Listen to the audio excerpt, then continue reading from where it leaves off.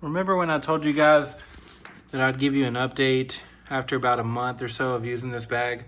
Well, I'm a fucking liar. It's been about 6 months. But this bag really hasn't changed that much, to be honest with you. This is kind of dangling down now, I guess, but still perfectly usable. No issues with it, and I grab it by this all the time.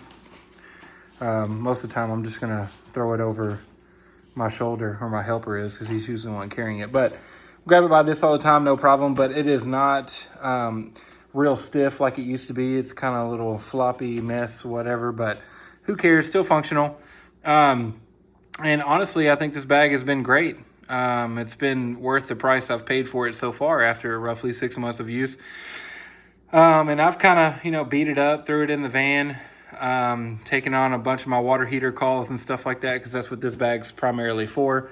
A little bit of light service, because most of these tools you can use in service too. But and I probably might have put some tools in here that I could use in service as well throughout that 6 months. But it's been a little beat up, but it still looks great. It's not really even that dirty, to be honest with you. But I do kind of clip it into one of my pack-out boxes in my van, so it kind of stays off the floor and nothing really, no dirt or anything kind of get on it. But it's been a great bag and have no issues with any zippers, no issues with any D-rings or anything falling off the sides, nothing with the strap, no pockets getting worn out too quickly or overstretching or anything like that. Nothing's really falling out of the bag if it's seated pretty well in these pockets. So yeah, I mean, it's been a fantastic bag. So real quick, while I got you, I can just show what tools are in here. If there's anybody new watching the video, this is an updated video because I got this bag roughly 6 months ago. And I promised I would, well, maybe not promised, but I just said I'd give an update after about a month, and it's been now 6 months. So, or roughly something like that. So, I'll probably just throw some tools out of the bag real quick to show you what I carry in it. There might be some slight differences from the first video until now, but it's just kind of other tools I might have worked in here for certain purposes or certain maybe service calls that I've gone on. But we'll start with this side. Little D-ring over here, and it's got this that catches my my Teflon, and electrical tape over here. Got like a little purdy knife in here, a little painter's knife or whatever that I use to like scrape stuff with. Plumber's grease, little pocket, been working out great. There's another D-ring over here. You can put sometimes I'll carry tape. I don't have any on here right now, but duct tape, I mean. So with this pocket, you can fit quite a bit of stuff in here. Got some tin snips, some ratcheting PVC pliers, drywall knife.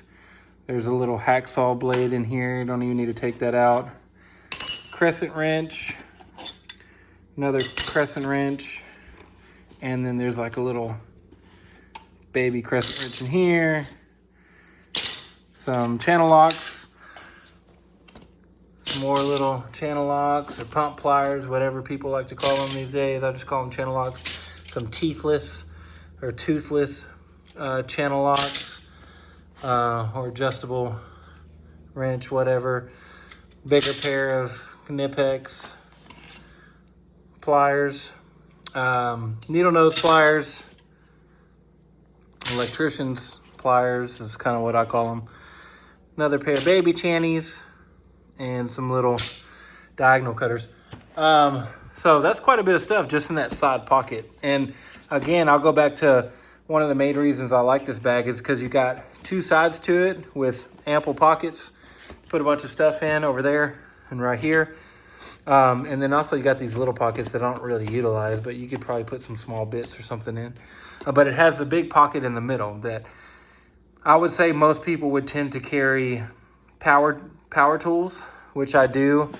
And sometimes I'll carry a little M12 Sawzall or hacksaw or whatever. I'll carry that in the middle sometimes.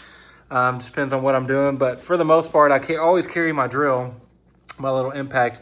And then I carry stuff like this. I got some pipe dope. I got some putty. And then I got like glues, CPVC, and then just regular PVC cement. And then this is where I carry like all my copper cutters, adjustable copper cutters, ream and chamfer tool, these little auto cutters for 3/4, auto cutters for 1/2 inch. I was diagnosing like a heater not too long ago, so I got a multimeter in here. That actually needs to come out. Wire nuts, little self-tapping screws.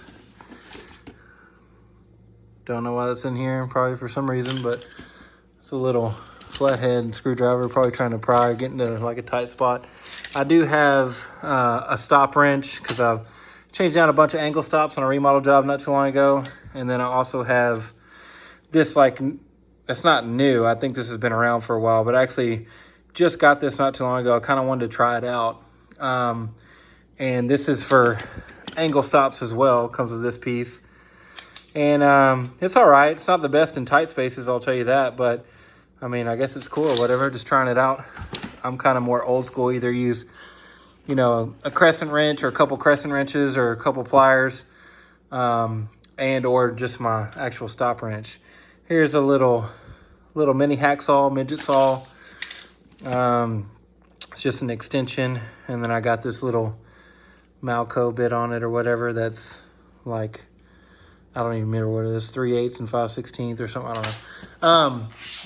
And then, so we'll go on the other side real quick. Real quick. My bigger pipe wrench for those tougher jobs. Basin wrench. Always carry a basin wrench with me. Is awesome. Mini pipe wrench. Hammer. Everybody needs a hammer. Beat stuff up. Beat people up. Spirit level. Various screwdrivers. No point in taking all these out, but you know, as you can see, we got 8, 7 screwdrivers in here.